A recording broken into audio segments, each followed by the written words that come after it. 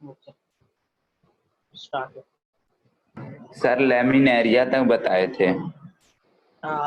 Laminaria, हाँ ठीक है ठीक है। नेक्स्ट करते हैं हम लोग types of plastics. Types of plastics and pigments. Screen देख पा रहे हो ना?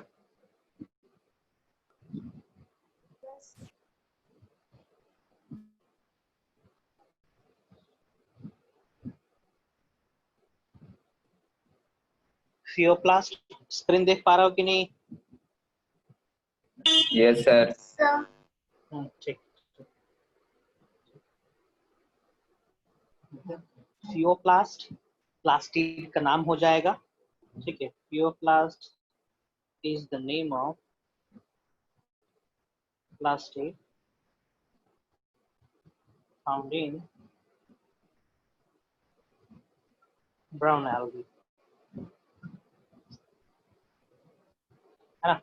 इसका जो क्लोरोप्लास्ट होना है, फियोप्लास्ट होना है ना। ये फियोप्लास्ट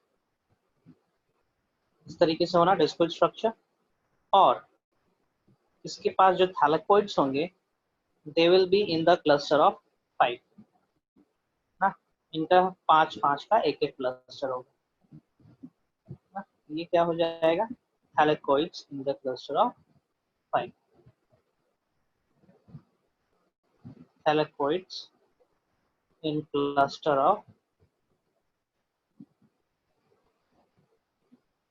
5 ना। 5 का एक ग्रुप रहेगा। चलिए आगे बढ़ते हैं। पिगमेंट कौन सा प्रेजेंट रहता है इन द क्लस्टर ऑफ 5, याद रखेंगे। हाँ, पिगमेंट्स तो सबसे इम्पोर्टेंट पिगमेंट जो सारे एल्गी में रहना है, सारे ग्रीन प्लांट में रहना है, सारे उस ऑर्गेनिज्म में रहना है जो फोटोसिंथेसिस करते हैं, that is chlorophyll A, chlorophyll A, chlorophyll C, A C, उसके बाद आना है कैरोटीन,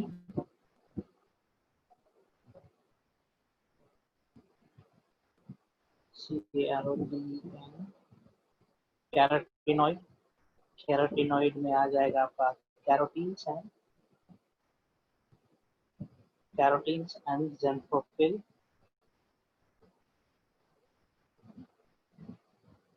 है ना। ज़ेंथोफिल में भी कौन सा ज़ेंथोफिल? दैट इज फ्यूकोज़ैंथिन, ठीक है। फ्यूकोज़ैंथिन ये हो गया पिगमेंट। पिगमेंट के बाद सिक्स्थ देखते हैं, that is reserve food material. Reserve food देखते हैं कौन सा रिजर्व फूड इसके अंदर है। So it has reserve food material as mannitol. बहुत बार क्वेश्चन आ चुका है यहाँ से, और हमेशा क्वेश्चन पूछते रहता है कि ब्राउन एल्गी का रिजर्व फूड मटेरियल क्या है, that is mannitol. Mannitol is alcohol sugar, alcohol sugar मतलब ऐसा शुगर जिसमें अल्कोहल ग्रुप प्रेजेंट हो। This mannitol has low calorie, ठीक है। इसकी खासियत है इट हैज लो कैलोरी, है ना। लो कैलोरी होने के चलते diabetic patients, diabetic fellows, mannitol is used by them, है ना। So इसीलिए it is widely used by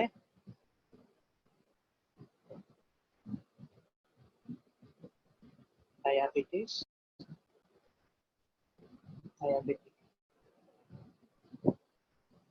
diabetic fellows, patient fellows जो भी लिखना चाहें। हाँ, मैनिटोल हो गया। Oil oil is also there is a food material for brown algae. उसके अलावा that is laminarine, ये भी एक प्रकार का कार्बोहाइड्रेट ही है। तो 3 रिजर्व फूड मटेरियल हो गया इसके अंदर, 3 रिजर्व फूड मटेरियल हो गया ब्राउन एल्गी के अंदर, mannitol, oil and laminarin. Oil and laminarin, okay. Reserve food material के बाद अगला पहुंचते हैं हम लोग किस पे, रिप्रोडक्शन पे। स्ट्रक्चर वगैरह तो डील कर ही लिए थे, है ना। स्ट्रक्चर पे आते हैं हम लोग, रिप्रोडक्शन पे।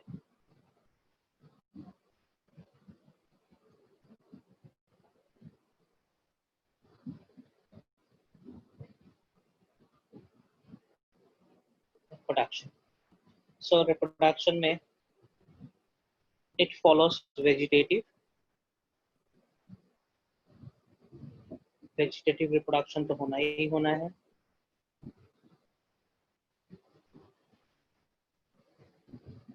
एसेक्सुअल,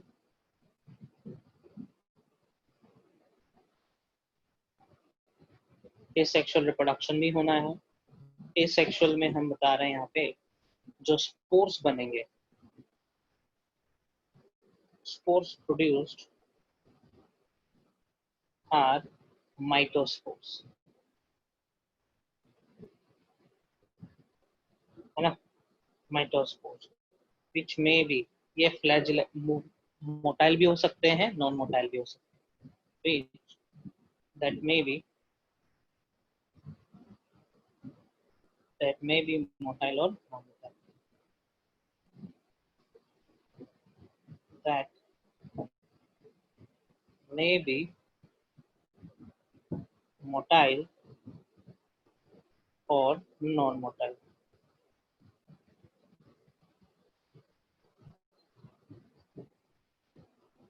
मोटाइल वाले स्पोर को और नॉन मोटाइल स्पोर को अलग अलग नाम देते हैं।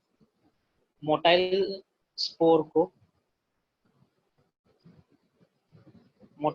को हम लोग कहेंगे जू स्पोर, ध्यान देंगे कहीं पे भी कॉमन नाउन है। जू स्पोर मोटाइल स्पोर के लिए है, ओके। एप्लानोस्पोर, ये टर्म यूज करते हैं हम लोग नॉन मोटाइल स्पोर के लिए। एप्लानोस्पोर एंड जूस्पोर, क्लियर है। सो brown algae produces both the type of spores, zoospores as well as aplanospore। हम यहाँ पे zoospore के बारे में जिक्र करेंगे क्योंकि एग्जाम में zoospore से ही क्वेश्चन आता है। The zoospore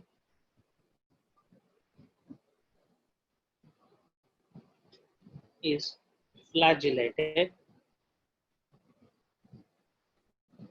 pear shape,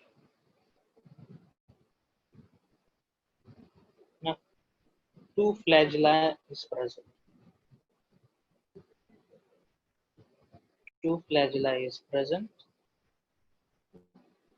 at lateral side। Jyotsna last time पूछी थी ना, टिप पे ही क्यों रहता है, उसकी मर्जी, ठीक ना, उसका बनावट, उसका जीन उसी तरीके से रेगुलेट किया है उसको। हाँ, यहाँ पे ब्राउन एल्गी के केस में लेटरल साइड में रहना है फ्लैजिला, है ना। और यहाँ पे जो फ्लैजिला होगा दैट इज हेटेरोकॉन्ट,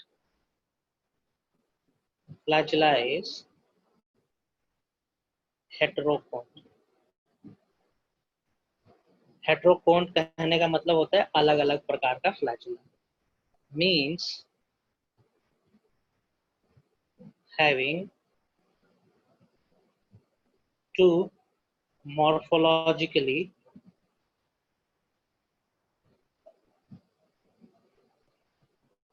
different flagella, है ना। वन, एक जो रहेगा वो विप्लास्ट टाइप रहेगा, स्मूथ एंड विप्लास्ट,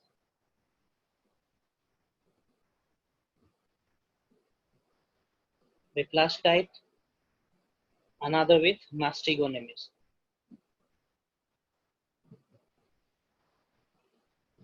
smooth, whiplash,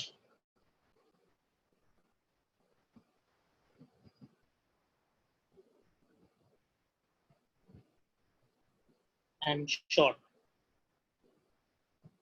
छोटा रहेगा, while another is दूसरा वाला जो फ्लैजिलर है ना बड़ा रहेगा और टेंसिल टाइप रहेगा. Another one is large and tinsel type.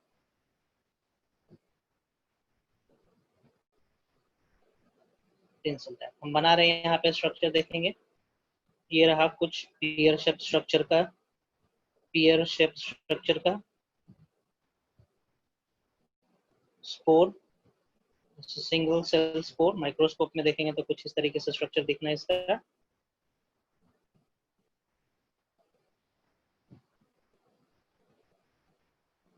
इस तरीके से ना.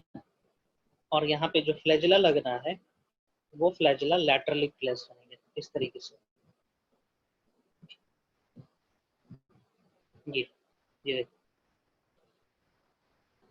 ये स्ट्रक्चर हो गए आपके एक ज़ूस्पोर का ना. ज़ूस्पोर है ना. फ्लैजिला कहाँ पर प्रेजेंट है? लैटरली, लैटरल साइड में. ठीक है. इससे पहले वाला में टिप पे प्रेजेंट था, लेकिन यहाँ पे फ्लैजिला लैटरल साइड में. याद रखें क्वेश्चन यहीं से आता है. दिस इज योर ज़ूस्पोर है ना. ये ज़ूस्पोर है, ये ज़ूस्पोर है.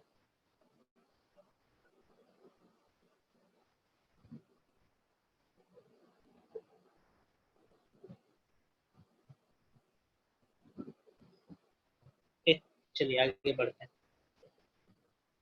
ये तो था आपका एसेक्सुअल रिप्रोडक्शन. एसेक्सुअल रिप्रोडक्शन में ज़ूस्पोर मोटाइल स्पोर बन रहा है ना. आगे बढ़े. आगे बढ़ते हैं हम लोग एसेक्सुअल से sexual reproduction.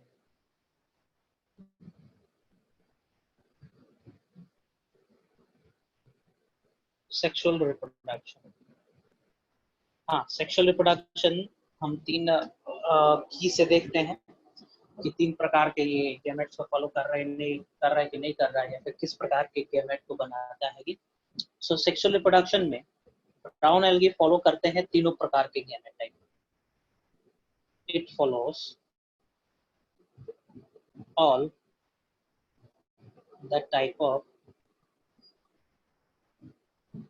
all the type of sexual mode with respect to gamete है ना. जैसे कि isogamous type. Isogamous means animation. Isogamous type example दे रहा हूँ. एक्टोकार्पस,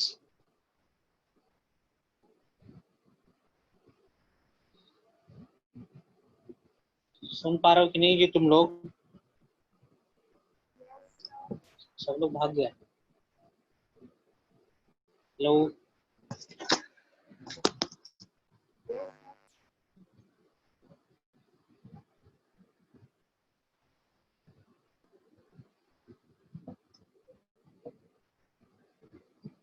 ठीक. Isogamous type example Ectocarpus. Ectocarpus follows isogamous type.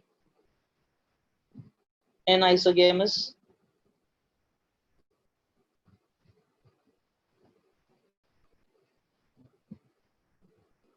सुन पा रहे हो कि नहीं तुम लोग? Yes, sir. मिली? Yes, sir. ओके, रिस्पॉन्ड करेंगे. Species of Ectocarpus.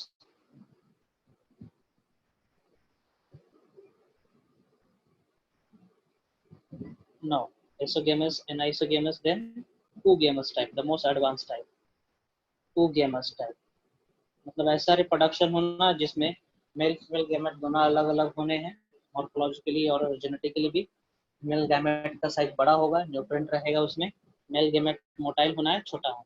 इसका एग्जांपल दे रहा हूँ oogamous में, जैसे कि फ्यूकस। ओके, फ्यूकस इसका एग्जांपल हो जाएगा, बेस्ट एग्जांपल हो जाएगा, जो फॉलो करता है oogamous type of reproduction, Fucus. ठीक है, चलिए। हाँ, रिप्रोडक्शन यहीं पे डील खत्म करते हैं। अगला आते हैं हम लोग, ये पॉइंट नंबर क्या हो जाएगा, 7 reproduction. 8 economic importance, economic importance.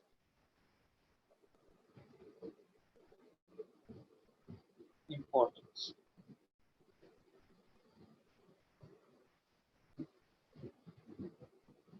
ना, तो ज्यादातर खाया ही जाता है, ग्रीन एल्गी को भी डायरेक्ट कंज्यूम किया जाता है ना। जैसे ग्रीन एल्गी को कंज्यूम किया जाता है, उसी तरीके से ब्राउन एल्गी को भी कंज्यूम करा जाता है। सम ब्राउन एल्गी लाइक, जैसे कि लैमिनेरिया, लैमिनेरिया, माइक्रोसिस्टिस, माइक्रोसिस्टिस सबसे बड़ा कैल्प है, सारगैसम,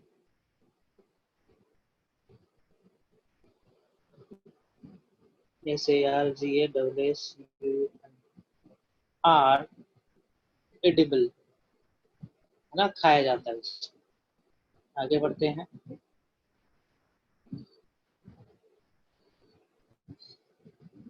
आयोडीन प्रोडक्शन, आयोडीन प्रोडक्शन या एक्सट्रैक्शन, एक्सट्रैक्शन। कुछ कुछ ऐसे ब्राउन एल्गी है जहां से हम लोग आयोडीन एक्सट्रैक्ट करते हैं ना, दैट इज लैमिनेरिया और फ्यूकस से। Laminaria and fucus are the good source of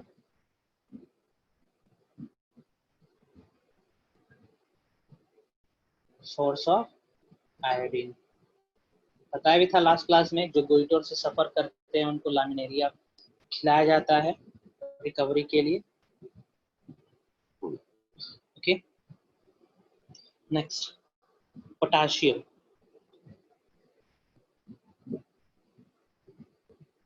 potassium source, है ना।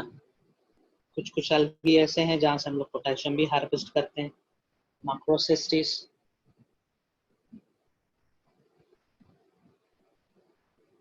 CYS, मैक्रोसिस्टिस से पोटेशियम एक्सट्रैक्ट किया जाता है।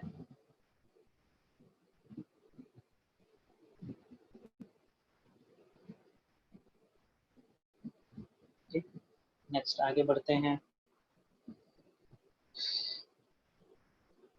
एल्जिनिक एसिड, एल्जिनिक एसिड, एल्जिनिक एसिड, पहले एल्जिनिक एसिड का यूजेस बता देता हूँ। एल्जिनिक एसिड का इस्तेमाल होता है इमल्सिफिकेशन के लिए ना, इमल्सिफिकेशन के लिए इस्तेमाल होता है, साउंड प्रूफिंग के लिए होता है, फ्लेम रेजिस्टेंट प्लास्टिक बनाने के लिए होता है। Alginic acid it is obtain from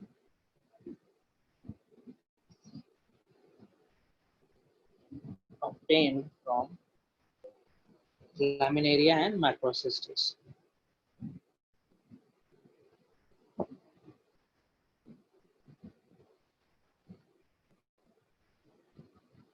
laminaria और macrocystis and alginic acid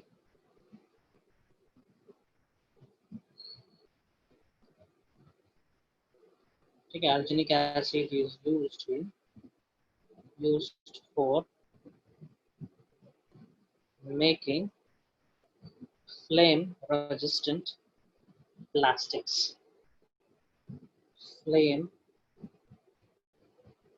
resistant. Flame resistant mean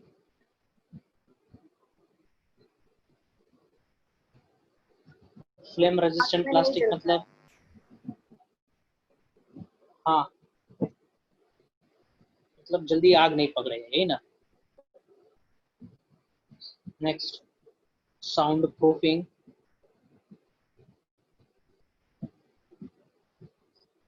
sound proofing कोई लेयर बनाना है हमें, वहां पे इस्तेमाल किया जाता है।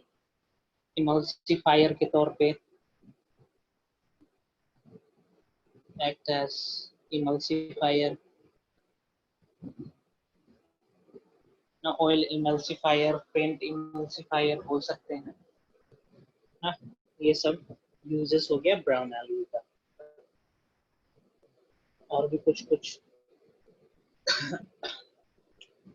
यूजेस बताते हैं। फ्यूकोसिन एक केमिकल का नाम है। फ्यूकोसिन ये भी एक प्रकार का हाइड्रोकोलॉइड ही है। फ्यूकोसिन is a type of hydrocolloid which is green in color.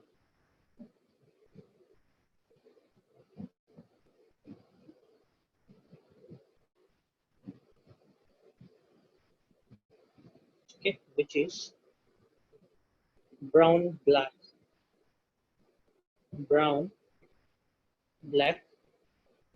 color outside water। ठीक है, पानी के अंदर ये रहेगा फ्यूसिन।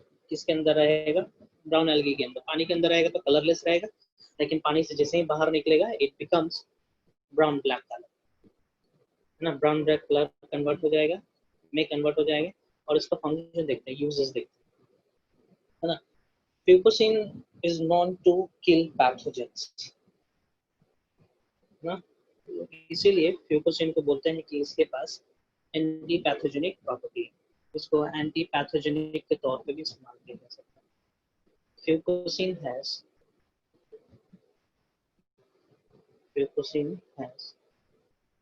Anti pathogenic property.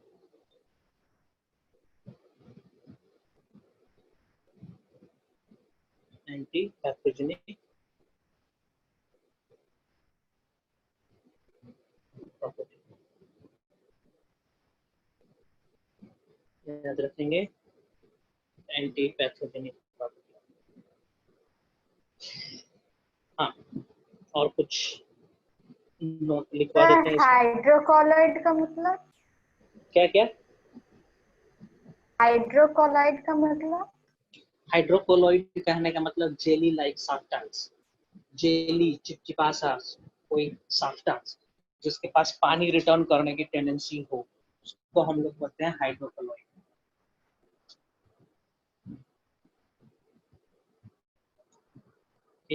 सारगासम एक प्रकार का केल्प है जो कि नॉर्थ अटलांटिक ओशन में बहुत ही लार्ज अमाउंट में ग्रो करता है। इसकी ग्रो करने के चलते उस पर्टिकुलर एरिया में जहाँ पे ये ग्रो किया हुआ रहता है, नॉर्थ अटलांटिक रीजन में, जहाजों का मूवमेंट रुक जाता है ना। जैसे कि मान के चलो घास है, पानी है, ठीक ना, पानी के ऊपर इतने बड़े बड़े घास जमे हैं कि जहाज जा ही नहीं पाता, जा ही नहीं पाएगा, फंस जाएगा। तो इस तरीके का कंडीशन क्रिएट होता है नॉर्थ अटलांटिक ओशन में। किसके चलते? सारगासम के चलते। सारगासम ब्राउन एल्गी के चलते ना, जहाज का मूवमेंट बंद हो जाता है। तो इसीलिए उस पर्टिकुलर एरिया का जो पानी है, समुद्र है ना, उसको, या फिर सी, समुद्र सी, उसको हम लोग कहते हैं सरगासो सी। इसको gulf of weed of gulf भी कहा जाता है ना। Sargasso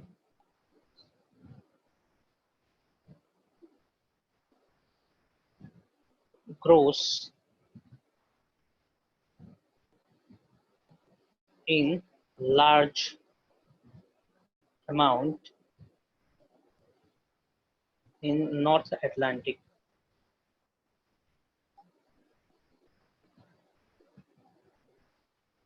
in North Atlantic Ocean,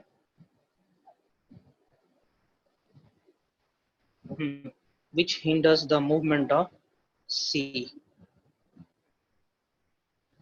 Hinders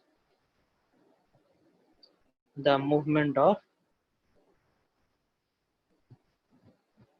sea. That is why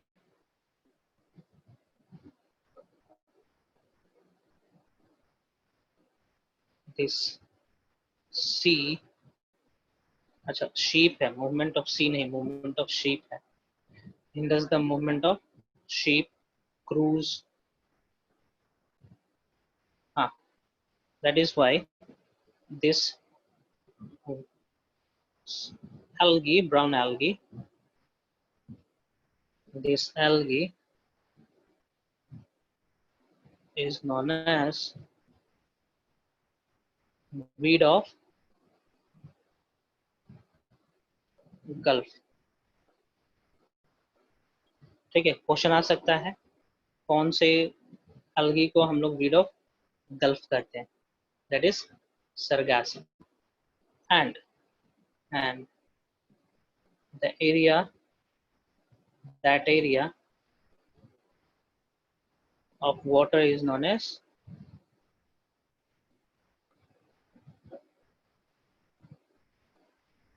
Sargasso Sea. Sargasso Sea. इस पर्टिकुलर एरिया को सरगासो सी कहा जाता है. इतना अमाउंट में ग्रो किया हुआ है इसीलिए, बहुत लार्ज अमाउंट में ग्रो किया हुआ रहता है इसीलिए. नाउ एक और नोट लिखवा दे रहे हैं. जैसे कि हम फ्यूकस का स्ट्रक्चर बनाए थे इस तरीके से, देखोगे फ्यूकस का स्ट्रक्चर बनाए होंगे ना इस तरीके से. इसके अंदर हमने स्पाइरल शेप में कुछ स्ट्रक्चर भी बनाए थे. स्पाइरल शेप में कुछ स्ट्रक्चर भी बनाए थे.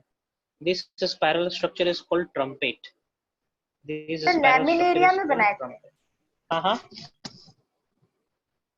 फ्यूकस के अंदर देखो लास्ट क्लास में बनाए थे. This is called trumpet. और ट्रम्पेट का फंक्शन होता है न्यूट्रिएंट का सप्लाई करना, है ना. ट्रम्पेट दिस स्ट्रक्चर इज, ये स्पाइरल स्ट्रक्चर को ट्रम्पेट करते हैं, कहते हैं. इसका फंक्शन क्या होगा?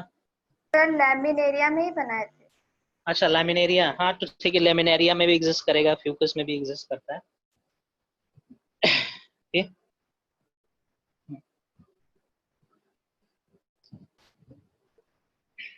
कैल्प के अंदर एग्जिस्ट करता है ये. फंक्शन इसका क्या होगा? Function transport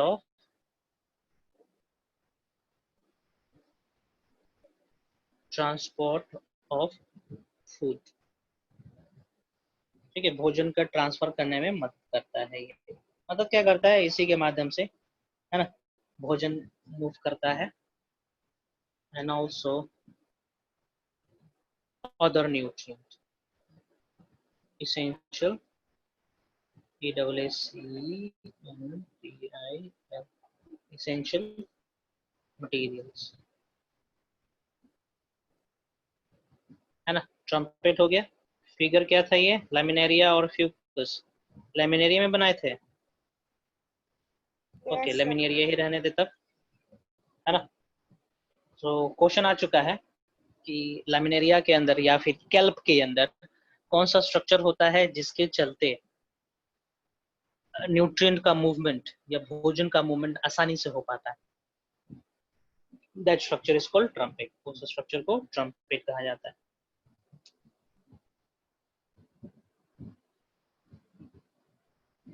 okay, trumpet.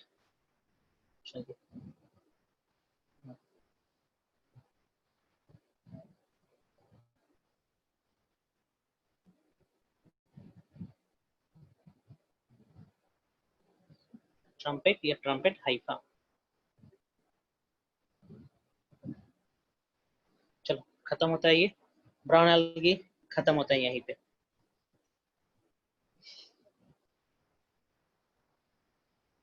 अब हम स्टार्ट करने वाले हैं red algae. Okay. Class Rhodophyceae.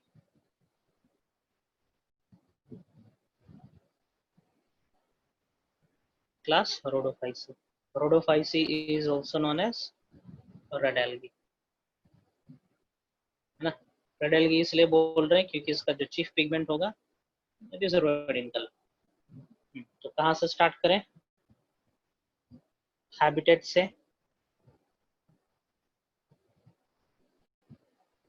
Habitat, so mostly marine, ये मोस्टली मेराइन होते हैं,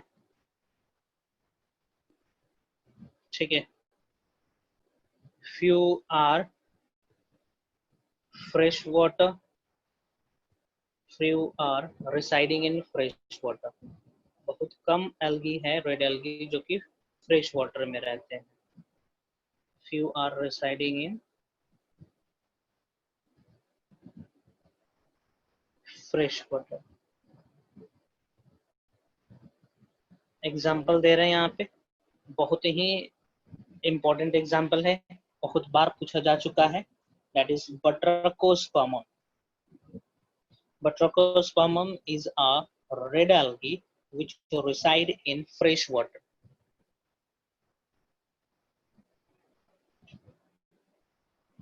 Batrachospermum,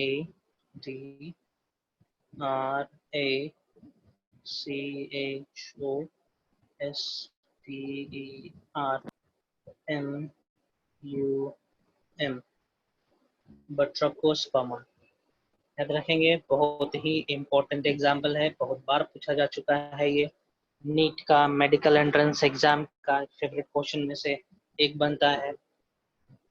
क्वेश्चन बनता है यहाँ से कि tell the name of algae which reside in fresh water।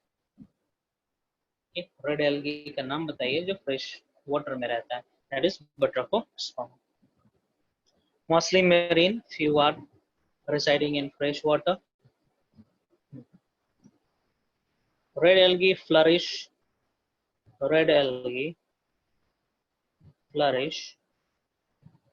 well in deep sea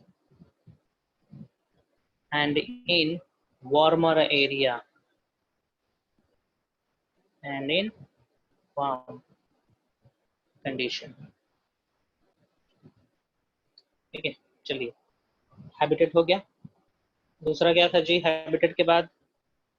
body organisation, thallus organisation.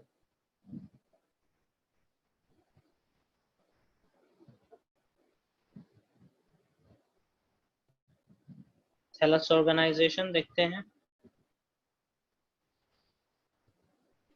It is unicellular. Example unicellular भी है ये। Porphyridium example.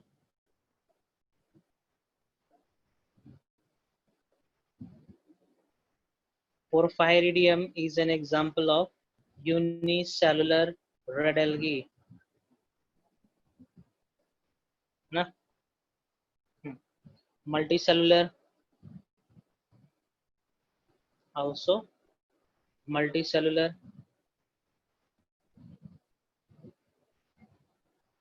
ओके, मल्टीसेलुलर भी होते हैं ये। हाँ, नोट करेंगे, एक इम्पोर्टेंट चीज बता रहे हैं यहाँ पे।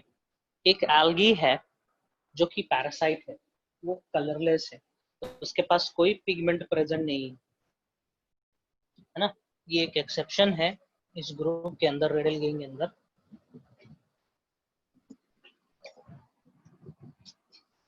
हैवर्लिया एग्जाम्पल है, नाम है रेड एल्गी का। Red algae, HA Harveyella, HARVELYE,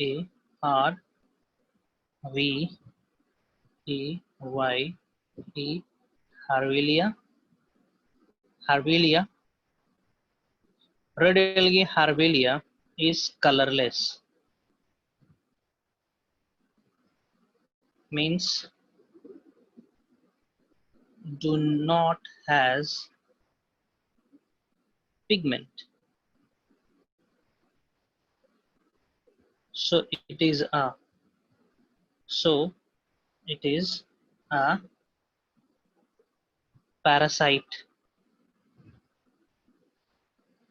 parasitic algae, and it is parasite to other algae.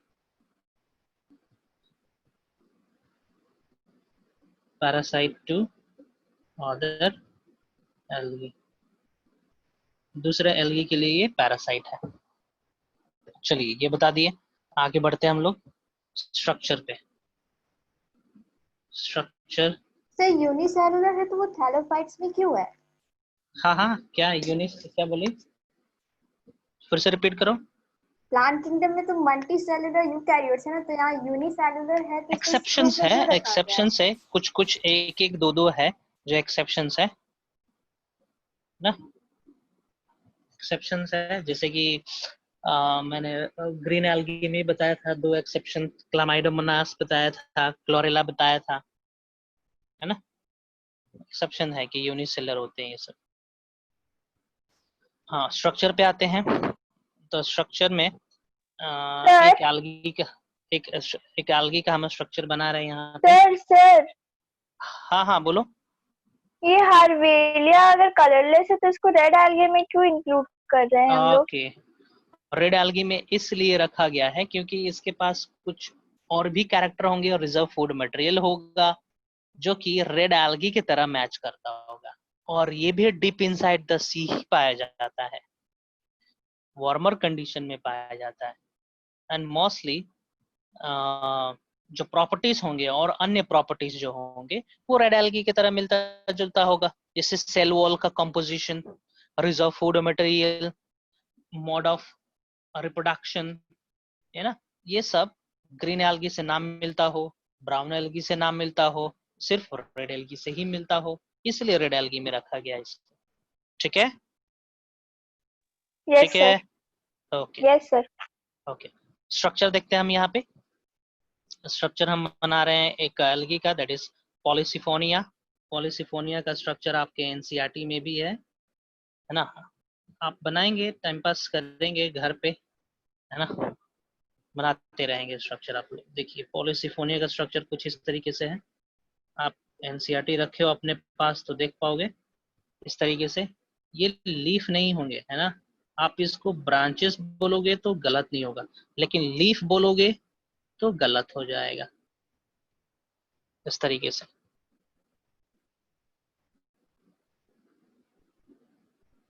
This is the structure for Polysiphonia.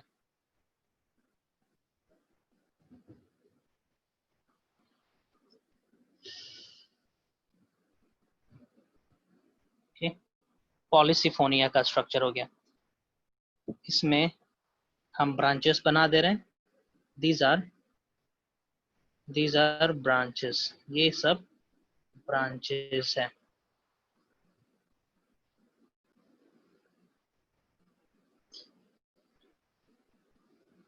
ये ब्रांचेस हो गए. एक मेन एक्सिस होना है, दिस इज मेन एक्सिस. कितना x ये मेन एक्सिस हो गया प्लस, यहाँ पे क्या कर देंगे b/2a का स्क्वायर ऐड कर दिया और इसी को हमने क्या कर दिया. चलिए आगे बढ़ते हैं हम लोग. डिटेल स्ट्रक्चर एनसीईआरटी से देख लेंगे आप लोग. नाउ 4 क्या हो जाएगा. ओके, स्ट्रक्चर के बाद क्या आगा, क्या आना है, सेल वॉल कंपोजिशन. ना सेल वॉल किस तरीके से होगा, होल स्क्वायर, और यहाँ पे देखो ये इतना पार्ट हो गया, समझ में आ रहा है. इसको लिखो. ओके, लोग बायोलॉजी पढ़ रहे हैं, साथ में मैथ्स भी पढ़ रहे हैं क्या? हेलो, यस सर, अंकुर सर का आवाज आ रहा है. रुकिए हम विशाल सर को फोन करके बोलते हैं. ये आ गया ना. ये आप लोग रहेंगे लाइन पे. अब देखो, ओके, सेल वॉल हम इस तरह से लिख लेंगे. सेल वॉल देखेंगे, आउटर लेयर और इनर लेयर, वो तो पढ़ते आ रहे हैं ना हम लोग शुरू से. इनर लेयर और इनर पार्ट किस चीज से बना होगा, हाँ यस, हमेशा क्या रहेगा, सेल्यूलोज, यहाँ पे D इक्वल्स टू ठीक है ना, हमेशा सेल्यूलोज। और आउटर में डिफरेंस होना है, आउटर लेयर में डिफरेंस होना है, ठीक है। आउटर लेयर बना रहेगा आपका फाइकोकोलॉइड्स और हाइड्रोकोलॉइड्स, है ना। तो मैथ्स का भी आवाज सुनाई दे रहा है sir, A plus B into A minus B है ना। उसको कहीं बाहर रख दीजिए ले जाके, चलो हो जाएगा। आउटर लेयर किस चीज से बना होगा वो देखते हैं। तो आउटर लेयर भी फाइकोकोलॉइड से ही बना रहेगा, हाइड्रोकोलॉइड से ही बना रहेगा। हाइड्रोकोलॉइड्स क्या होता है, जेली लाइक सब्सटेंस होते हैं, जेली, जेली वेली देखे हो कि नहीं, Yes, sir. जेली मिसल्स ना, उसी का तरह स्ट्रक्चर्स होते हैं, दिखता भी उसी तरीके से, है ना। हाँ, outer layer made up of फाइकोकोलॉइड, फाइकोकोलॉइड, ठीक है। आउटर लेयर फाइकोकोलॉइड से बना हुआ रहता है। यहाँ पे जो फाइकोकोलॉइड होगा वो सल्फोनेटेड होगा, सल्फर ज्यादा प्रेजेंट रहेगा, है ना। This phycocolloid contain, this phycocolloid is sulphonated.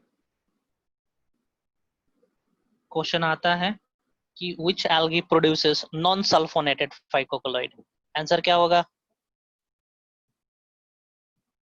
which algae produces non sulfonated hydrocolloid या phycocolloid, that is brown algae। और कौन सा algae सल्फोनेटेड मतलब सल्फर कंटेनिंग हाइड्रोकोलॉइड या फाइकोकोलॉइड बनाता है, that is रेड algae, है ना, याद रखेंगे। यहाँ पे हम कुछ बताने वाले हैं। इसका जो फाइकोकोलॉइड है रेड एल्गी वाला, ये 3 प्रकार के होते हैं, जैसे कि agar, carrageenan and funori. फाइकोकोलॉइड्स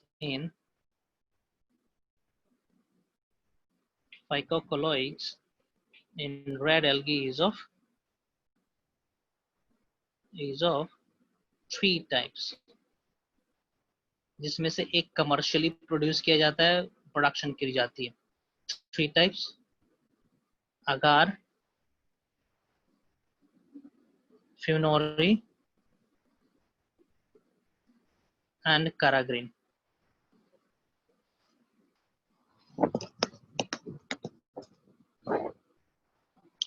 CARRAG,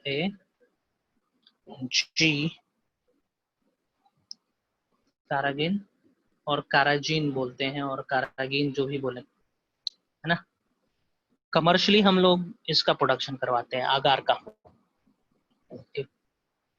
अगार का कमर्शियली उत्पादन करवाते हैं हम लोग। इट इज कमर्शियली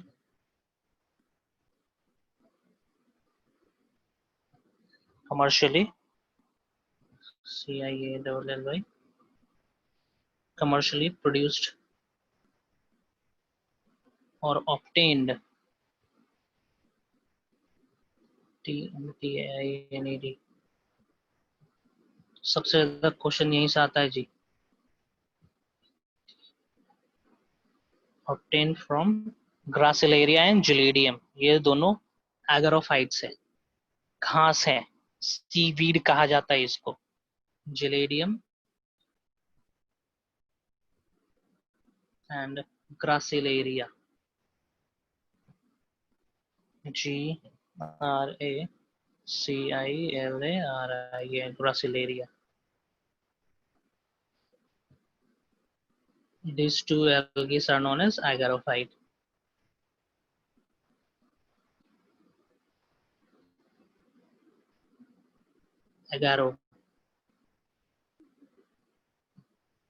एगारोफाइट कहते हैं इसको।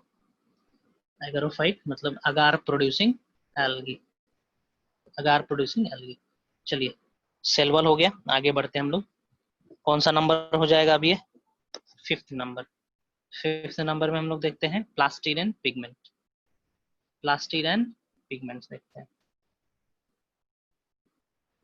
Plastid and pigment. Plastid and pigment.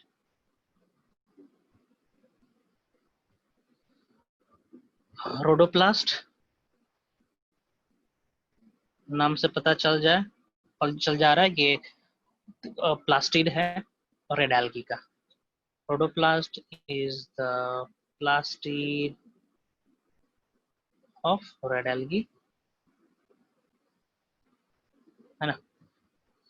यहाँ पे जो थैलेकोइड्स होंगे वो इंडिविजुअली इंडिपेंडेंट प्रेजेंट रहते हैं, क्लस्टर्स में नहीं रहते हैं। ग्राना नहीं रहेगा। The thylakoids are present independently. The thylakoids are present solitary. Solitary मतलब अलग अलग रहते हैं ना, independent रहेंगे। They are not present in colony as that we have seen in as like that of brown algae and green algae। उसका तरह नहीं होना है, ठीक है।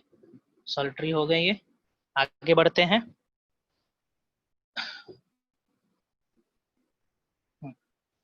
पिगमेंट्स देखते हैं। सो कौन सा पिगमेंट इसमें प्रेजेंट होना ही होना है? कौन सा पिगमेंट इसमें एकदम रहना ही रहना है? That is chlorophyll. Chlorophyll A, ये रहना ही रहना है। नेक्स्ट क्लोरोफिल डी, ध्यान देंगे A B A C A D, यहाँ पे ए डी प्रेजेंट है। फाइकोबिलीन्स,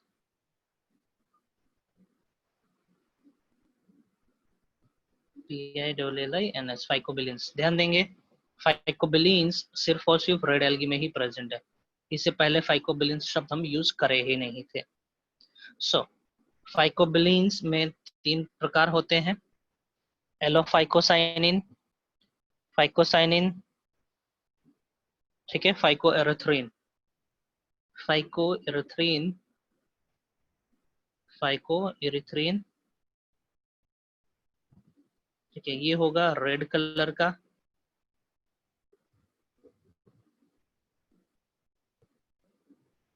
फाइकोसाइनिन, फाइकोसाइनिन, ये होना है ब्लू कलर का।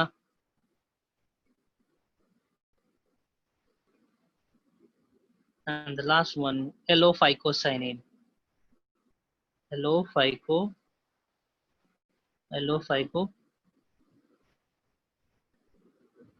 PHYCO, फाइकोसाइनिन,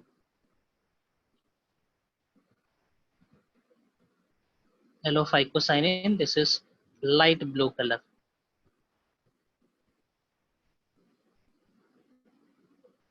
ठीक है, ये लाइट ब्लू कलर के पिगमेंट है। So pigment done. पिगमेंट ध्यान देंगे, क्वेश्चन आता है यहाँ से, क्वेश्चन आता है सबसे ज्यादा, क्वेश्चन यहाँ से आता है। ओके, ये वहाँ यहाँ से पूछता है और यहाँ से पूछता है ना। फाइकोबिलीन्स है तो फाइकोबिलीन्स में 3 प्रकार होंगे, एलोफाइकोसाइनिन, फाइकोसाइनिन और फाइकोएरिथ्रिन। आगे बढ़ते हैं।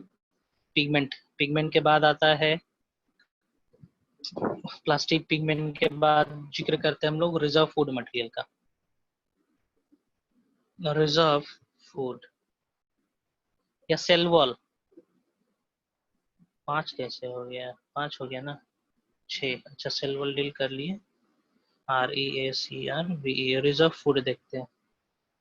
रिजर्व फूड, सो रिजर्व फूड में इसके पास एक प्रकार का शुगर प्रेजेंट रहता है, that is called floridean starch. Okay, floridean starch नामक पिगमेंट इसके अंदर प्रेजेंट रहता है। रिजर्व फूड प्रेजेंट रहता है, not pigment. Okay, floridean starch.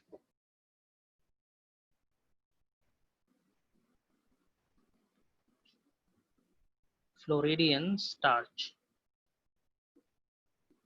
is a amylopectin sugar present in red algae। Question यदि पूछेगा what is the reserve food material of red algae, तो आपको आंसर देना है फ्लोरिडियन स्टार्च। ठीक है, फ्लोरिडियन स्टार्च का जो स्ट्रक्चर होगा उसमें एमाइलोपेक्टिन प्रेजेंट रहता है। अब एमाइलोपेक्टिन है क्या, ये हम बताएंगे आप लोग को बायोमोलिक्यूल वाले चैप्टर में। स्टार्च के दो कंपोनेंट होते हैं, एमाइलोज और एमाइलोपेक्टिन। स्टार्च के दो कंपोनेंट होते हैं, एमाइलोज एंड एमाइलोपेक्टिन, है ना। एमाइलोज और एमाइलोपेक्टिन में डिफरेंस यही होता है कि इसके अंदर का जो स्ट्रक्चर है और इसका स्ट्रक्चर है थोड़ा सा डिफरेंट होता है। इनका बेसिक यूनिट ग्लूकोज ही रहेगा, लेकिन स्ट्रक्चर अलग।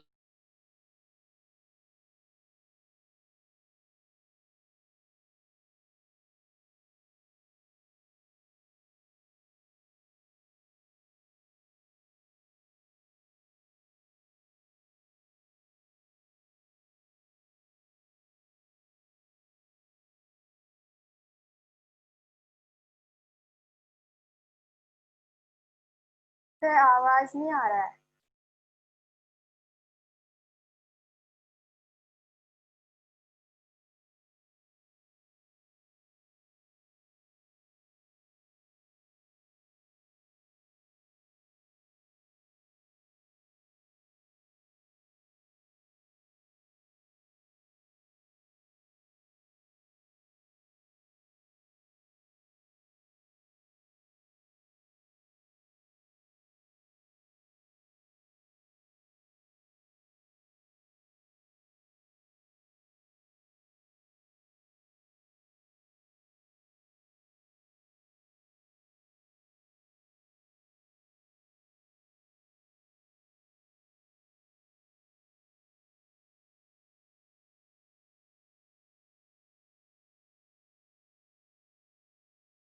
कंपोनेंट्स बता रहे थे। स्टार्च का कंपोनेंट, हाँ, अमाइलोज और अमाइलोपेक्टिन दोनों स्टार्च के कंपोनेंट होते हैं, है ना। सर स्क्रीन हाँ हाँ, क्या क्या? स्क्रीन नहीं दिख रहा है। हाँ हाँ, स्क्रीन नहीं दिख रहा है उसको। हम अभी हम होस्ट नहीं ना, इसीलिए नहीं दिख रहा है। रुको हम करते हैं।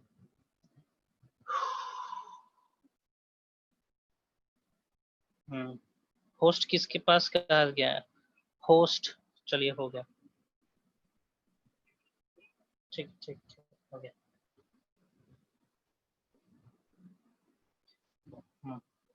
ठीक है, अब दिख रहा है। हाँ, अमाइलोज और एमाइलोज पेक्टिन होते हैं स्टार्च के कंपोनेंट। बायोमोलिक्यूल वाला चैप्टर में पढ़ाएंगे ना। अभी इतना याद रखें, जो फ्लोरिडियन स्टार्च होता है उसमें एमाइलोपेक्टिन प्रेजेंट रहता है। आगे मूव करते हैं हम लोग रिप्रोडक्शन पे।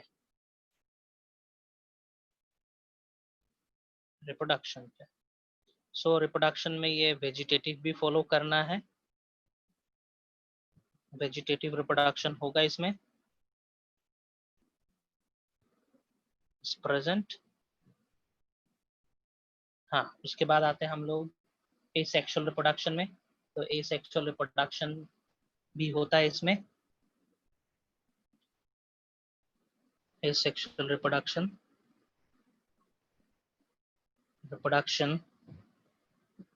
is done by aplanospore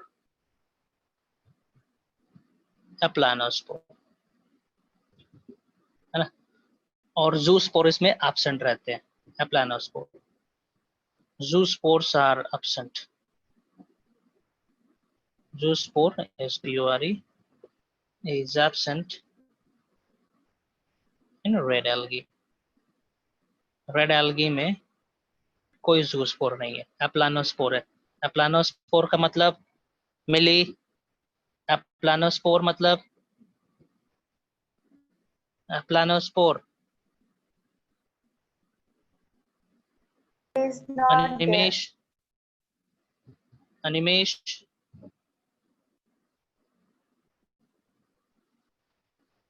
Tanushree. एप्लानोस्पोर मतलब नॉन मोटाइल स्पोर के, तो ये सिर्फ और सिर्फ जूस्पोर ही बनाएगा, सॉरी जूस्पोर नहीं, एप्लानोस्पोर ही बनाएगा, नॉन मोटाइल स्पोर ही बनाना है, जूस्पोर नहीं बनाएगा ये। हम यहाँ पे बता रहे हैं सम ऑफ द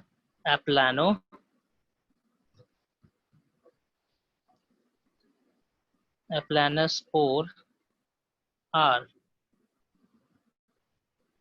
मोनोस्पोर। ये उतना इम्पोर्टेंट नहीं है, you can skip this. टेरास्पोर, carpospore ना, न्यूट्रोस्पोर, ओके, यू कैन ओमिट, छोड़ सकते हो आप, इतना इम्पोर्टेंट नहीं है, बस ये इम्पोर्टेंट है कि इट हैज एप्लानोस्पोर। आते हैं हम लोग अब सेक्सुअल रिप्रोडक्शन पे।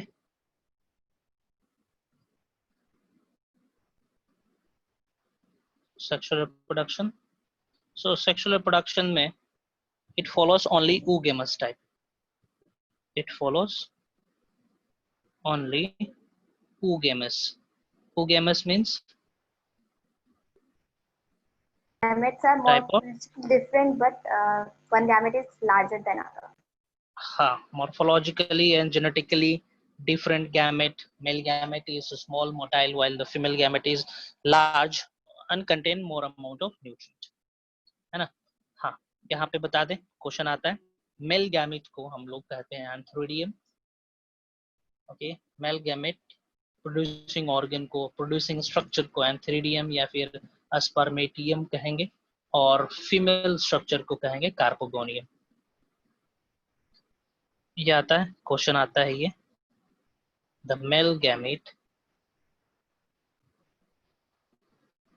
प्रोड्यूसिंग स्ट्रक्चर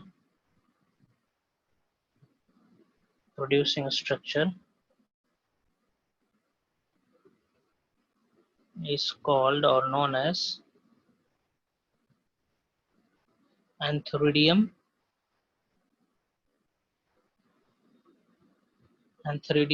या फिर spermatium, SPERMA, spermatigium, and the female gamete producing organ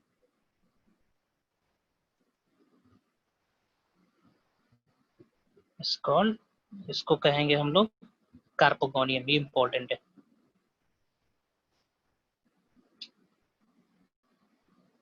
carpogonium,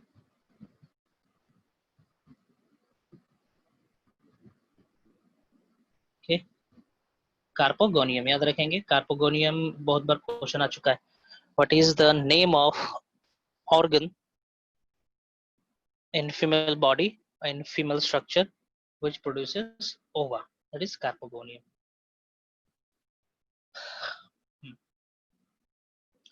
okay, economic importance हैं आप, इकोनॉमिक इंपॉर्टेंस पे।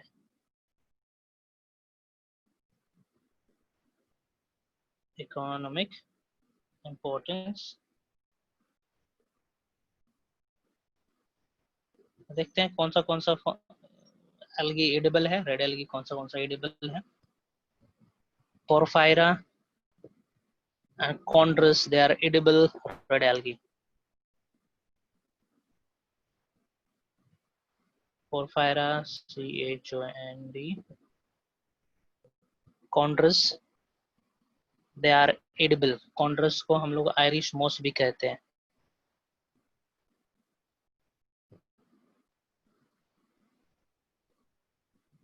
और edible algae,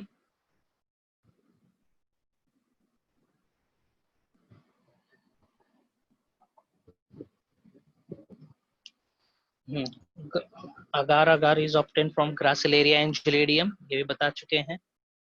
agar is obtain from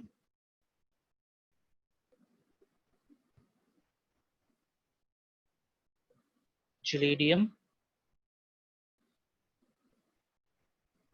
and ग्रासिलेरिया,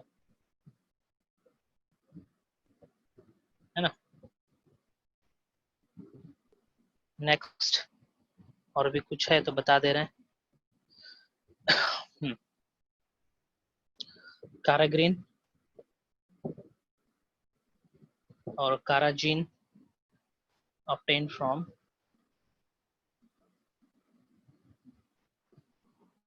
chondrus is used as emulsifier के तौर पर इस्तेमाल करते हैं। And funori obtaining from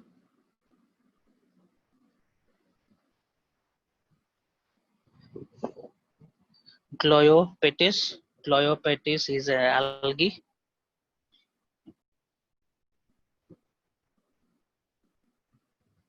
Is used as adhesive. कोंद की तरह इस्तेमाल करते हैं फ्यूनोरिक। सो यहाँ पे खत्म होता है आपका रेड एल्गी भी, ठीक है। रेड एल्गी भी कितने बजे तक क्लास है? क्लास कितने बजे तक है? हेलो 4:20। ठीक है। इसमें life cycle of Chlamydomonas discuss हो सकता है तो कर दे रहे हैं। क्लामाइडोमोनास का लाइफ साइकिल डिस्कस करना है अभी।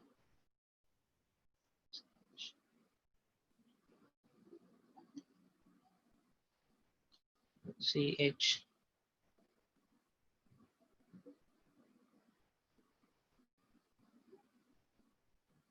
okay, I'm gonna discuss the life cycle of Chlamydomonas. सुनेंगे? क्लामाइडोमोनास कौन सा एल्गी है? It is green algae, microscopic,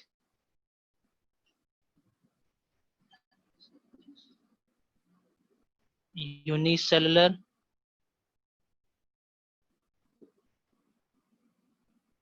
है ना।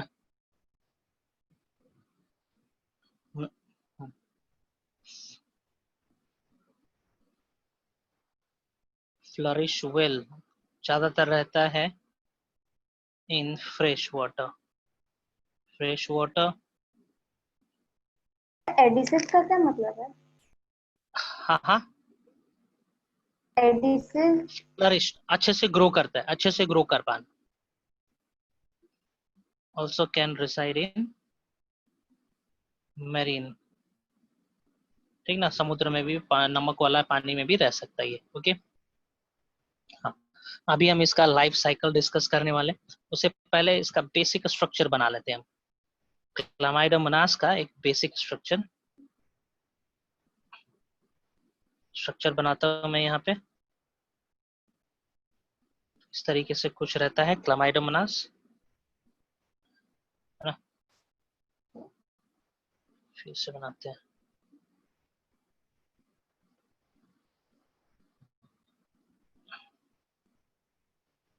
पियर शेप कुछ इस तरीके से स्ट्रक्चर होना है ना।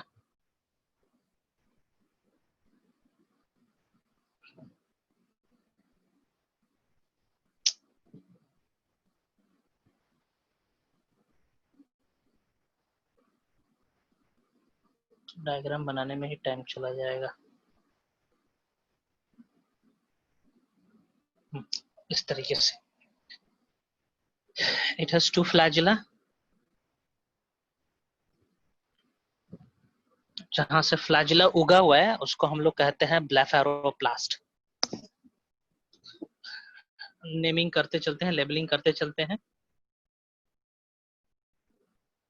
फ्लैजिला और जहां से फ्लैजिला उगा है that is called blepharoplast. Blepharoplast.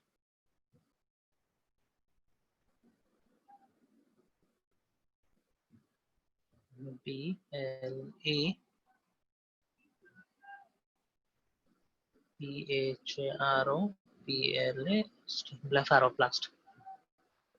It has contractile vacuole, दो contractile vacuoles रहेंगे इसके पास। What is the function of contractile vacuole?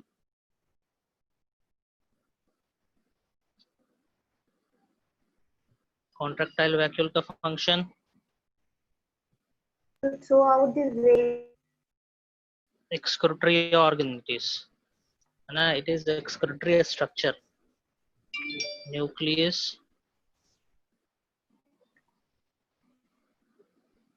then cup shape क्या रहना है इसमें? cup shape Chloroplast. chloroplast, हाँ। Okay. It has some eye spots. Eye spots, eye spots, they are photosensitive pigments cluster, इसको हम लोग कहते हैं आई स्पॉट, है ना? लाइट सेंसिटिव पिगमेंट्स होते हैं ये स्ट्रक्चर हो गया किसका? क्लामाइडो।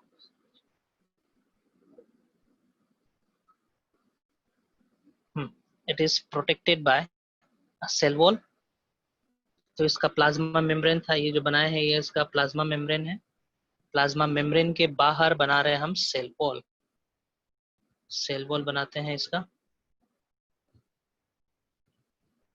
ये रहा इसका सेल वॉल। सेल वॉल में इनर सेल वॉल किस चीज से बना रहेगा? Cellulose.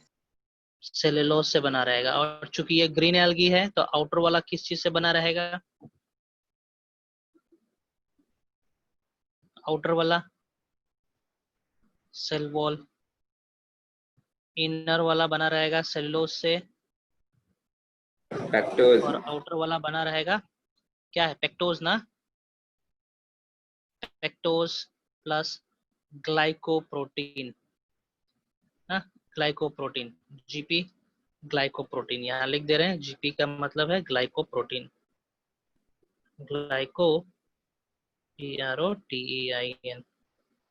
ग्लाइकोप्रोटीन मतलब ग्लूकोज प्लस प्रोटीन। चलिए लाइफ साइकिल डिस्कस करने वाले हैं इसमें, जल्दी से करते हैं।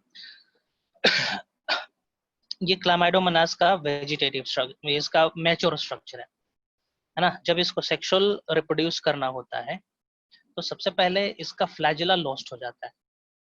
फ्लैजिला लॉस्ट होने के बाद इसके अंदर लॉन्गिट्यूडिनल डिवीजन होता है, दो सेल्स बनेंगे, दो सेल, फिर ट्रांसवर्स डिवीजन होगा, चार बनेंगे, फिर से डिवीजन होगा किसी भी प्लेन में। तो यहाँ पे इवन नंबर में कुछ स्ट्रक्चर बनेंगे, उस स्ट्रक्चर को हम लोग गैमीट या फिर गेमोन भी कहते हैं, है ना?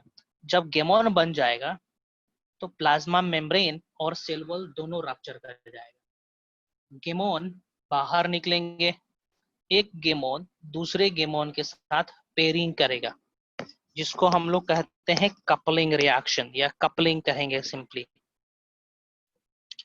Okay,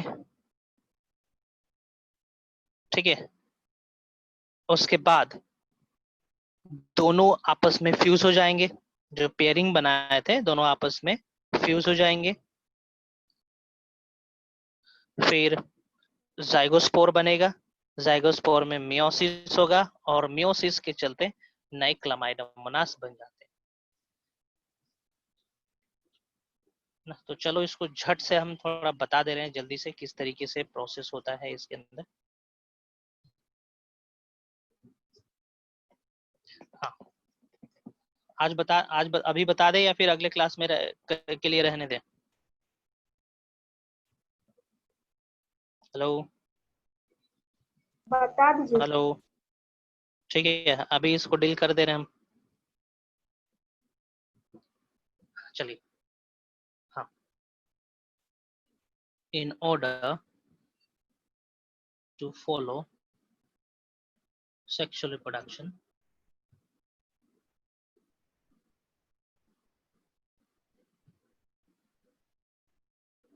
This structure loses its flagella, and after this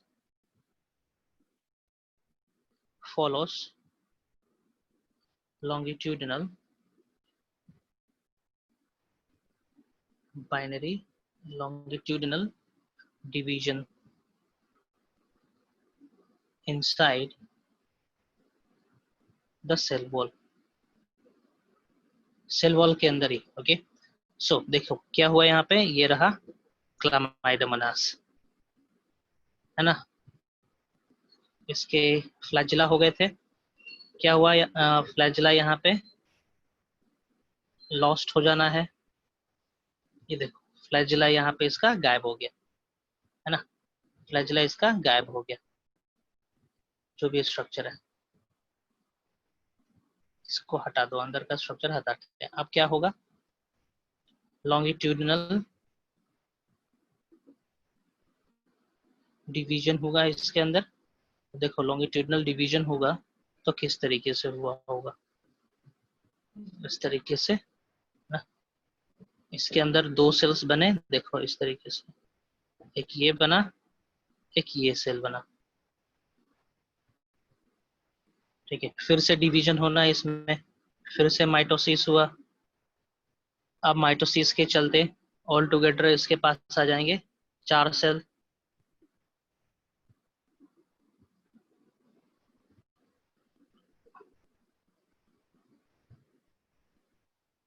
चार सेल इस तरीके से, है ना.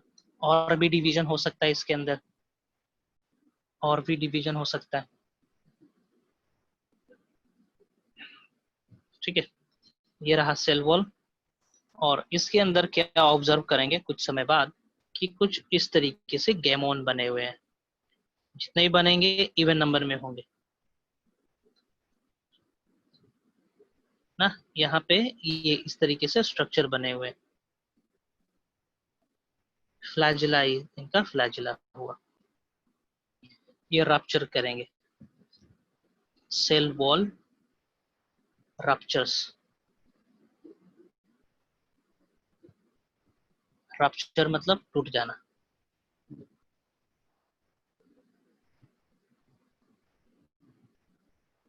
रप्चर करा, ठीक है. इस स्ट्रक्चर को हम लोग क्या बोल सकते हैं, these are called as gametes और गैमोन. गैमोन या गैमेट कहेंगे.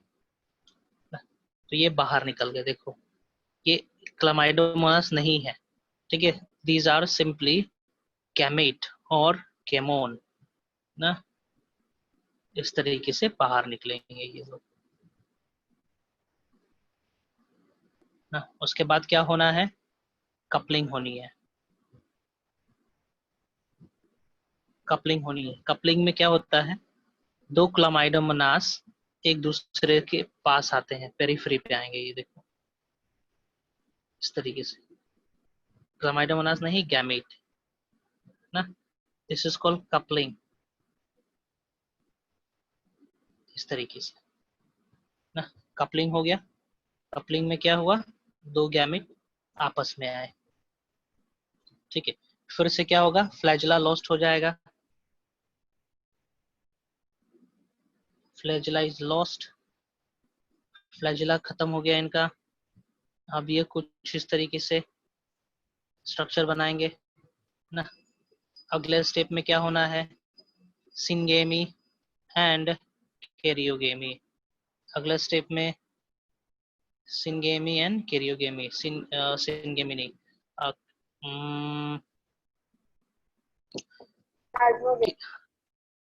क्या, प्लाज्मोगेमी एंड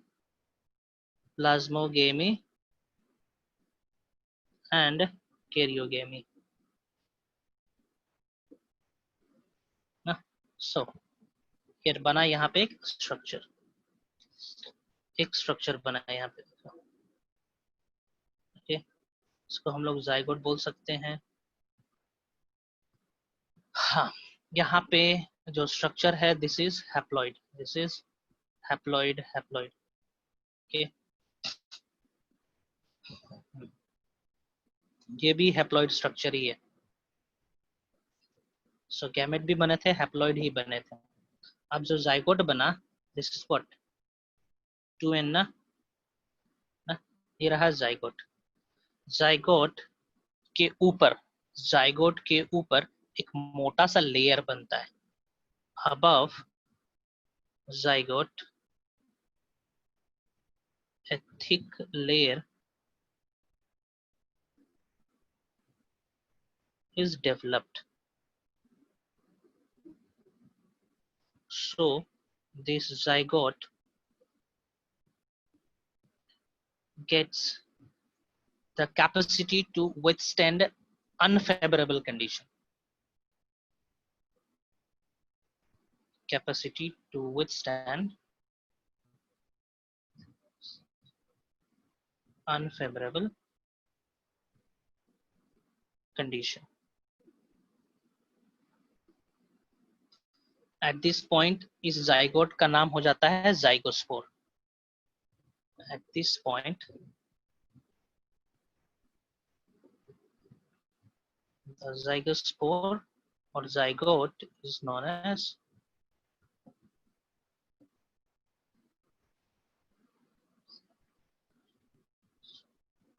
ठीक है जाइगोस्पोर। ध्यान देंगे there is a difference between zygospore and oospore। Zygospore और oospore में बहुत डिफरेंस है। oospore कहने का मतलब जाइगोट से ही बना हुआ स्ट्रक्चर है, लेकिन उसके पास थिक सेल वॉल नहीं रहता है ना। लेकिन जाइगोस्पोर जाइगोट से ही बना हुआ स्ट्रक्चर है, but it has thick protective structure, है ना। जाइगोस्पोर बना हुआ है। ये रहा आपका जाइगोस्पोर, ठीक है। ये रहा जाइगोस्पोर, थिक वॉल बना हुआ है, इस जाइगोट को प्रोटेक्ट करना है, यही समझेंगे, है ना। देखेंगे जाइगोट के बाद यहाँ पे कोई एम्ब्रियो नहीं बन रहा है ना। कोई एम्ब्रियो का तरह स्ट्रक्चर नहीं बन रहा है, यहाँ कोई एम्ब्रियो का तरह स्ट्रक्चर नहीं बन रहा है। ये बताए थे दिस इज नॉन एम्ब्रियोफाइट, है ना। ये रहा आपका जाइगोस्पोर। और जैसे ही फेवरेबल कंडीशन आएगा, जैसे ही फेवरेबल कंडीशन आएगा, as the favorable condition arises, favorable condition arises, now it undergoes, tell me one thing, zygospore का प्लोइडी लेवल है 2n, क्लामाइडोमोनास था हैप्लॉइड, तो यहाँ पे कौन सा प्रकार का डिवीजन होना चाहिए कि वो हैप्लॉइड क्लामाइडोस्पोर बनाए या क्लामाइडो, हाँ क्लामाइडोमोनास बनाए। which type of division Meiosis. it must follow, meiosis या mitosis? Meiosis. Meiosis, meiosis, and produces haploid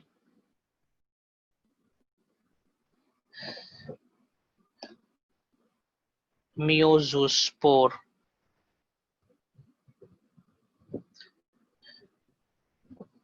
Meo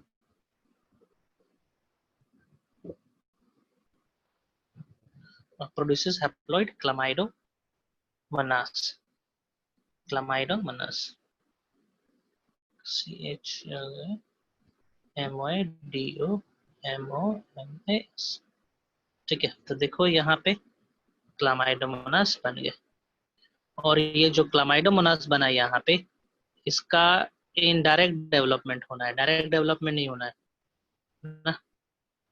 इसमें अब ग्रोथ होना है, तब जाके मैच्योर क्लामाइडोमोनास बनेगा, ये ग्रोथ करेगा अब।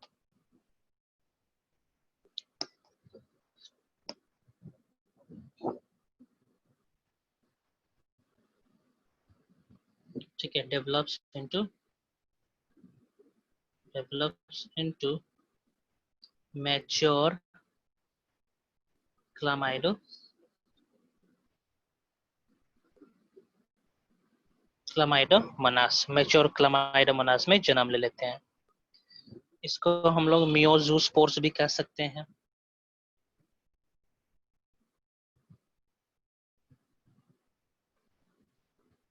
मियोजाइगोस्पोर या फिर मियोजूस्पोर,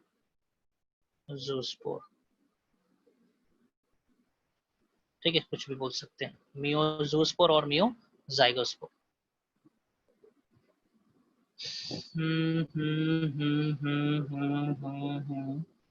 ओके, इसको जूस्पोर बोलना ज्यादा सही रहेगा क्योंकि जाइगोट स्ट्रक्चर खत्म हो चुका है।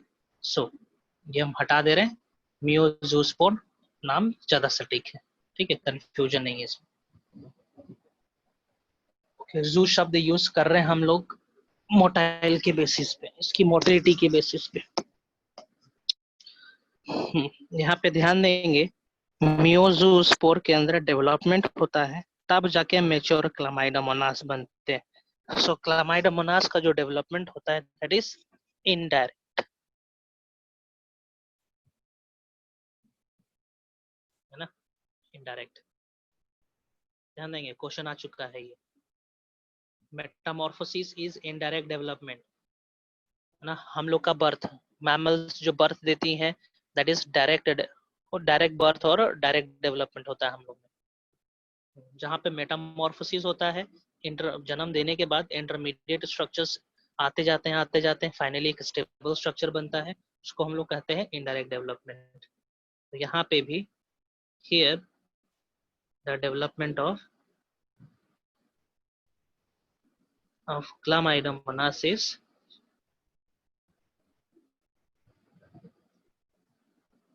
इनडायरेक्ट।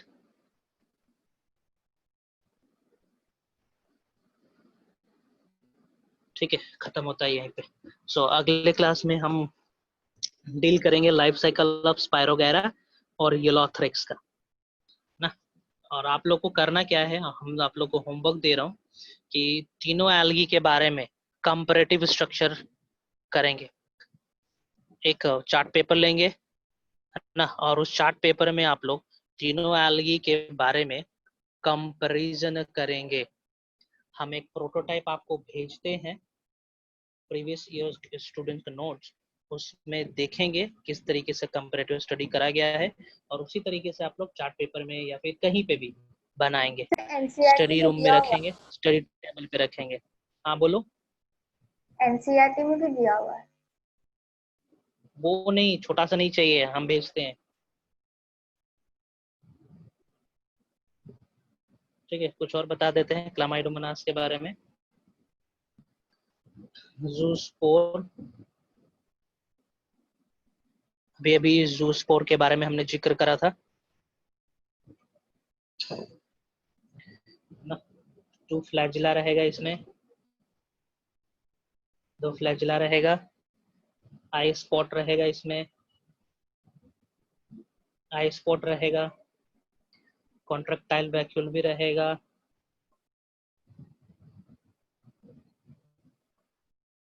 है ना। सेल वॉल नहीं है, सेल वॉल इज एब्सेंट, इसलिए हम इसको कहते हैं जिम्नोस्पर्म, GYMNOSPORE।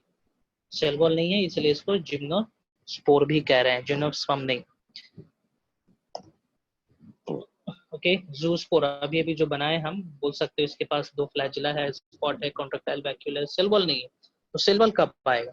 सेल वॉल आएगा जब डेवलप कर जाएगा तब, इसलिए तो बोल रहे हैं क्लामाइडोमोनास का जो सेक्सुअली डेवलपमेंट होता है वो इनडायरेक्ट होता है, जन्म से ही सारा का सारा चीज कंटेन नहीं करता है, जन्म लेने के बाद कुछ चीजें एडअप होती है ना। एप्लानोस्पोर के बारे में बता दे रहा हूँ। एप्लानोस्पोर क्लामाइडोमोनास के अंदर बनाते हैं, ठीक ना। ये होता है आपका नॉन मोटाइल स्पोर, बस इतना याद रखेंगे, ये नॉन मोटाइल स्पोर है ये, प्रोटोप्लास्ट, है ना। एक रहता है आपका हिप्नोस्पोर। 3 स्पोर के बारे में जिक्र करा मैंने, जूस्पोर, एप्लानोस्पोर, प्लानोस्पोर नॉन मोटाइल स्पोर है, नो फ्लैजिला। हाँ,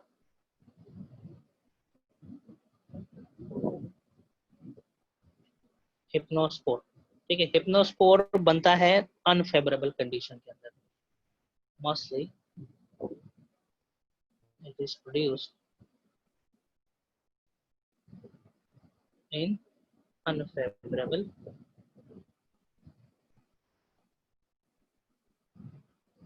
condition, ठीक है, याद रखिए। हाँ, तो क्या बोला मैंने, आप लोग को कंपैरेटिव स्टडी करना है और चार्ट पेपर का फोटो खींच के भेजेंगे, ठीक है। उसका प्रोटोटाइप हम आपको भेज दे रहे हैं, ग्रुप पे अभी भेजते हैं हम, है ना। चलिए, कुछ पूछना है, पूछना है कुछ लोग? No, sir.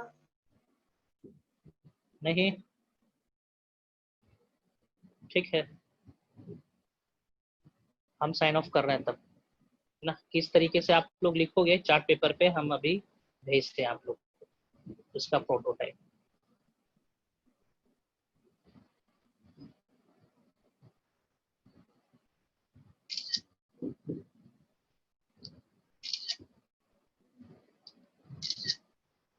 ठीक है, चलिए हम साइन ऑफ कर रहे हैं।